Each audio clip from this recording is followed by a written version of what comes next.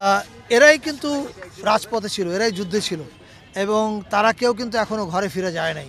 ফলে গতকাল ফ্যাসিবাদের দোসররা, যদি আমাকে প্রশ্ন করা হয়েছে আপনি তো নিশ্চিত না কে করেছে, কেন বলছি? হ্যাঁ, আমরা কিছুটা নিশ্চিত না হলে তো আপনারা ভিডিও ফুটেজ আজকে দেখতে পেরেছেন সবাই।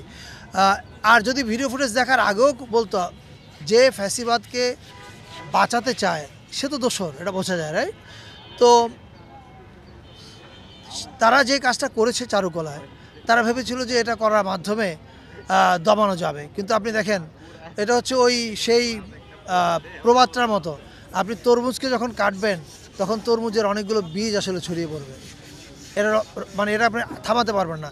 সো উত্তরায় যে যে মানে ঘটনা ঘটার 4 থেকে 5 ঘন্টার মধ্যে উত্তরাবাসী এবং জুলাই রেভলিউশনের অ্যালায়েন্স যে উদ্যোগটা নিয়েছে যে আমরা এটা করব আবার, এবং আমি দেখতে আসলাম যে কেমন হয়েছে এবং আপনারা দেখতে পাচ্ছেন, and that is the spirit of July. এবং এই স্পিরিট বাংলাদেশে জাগরুক আছে।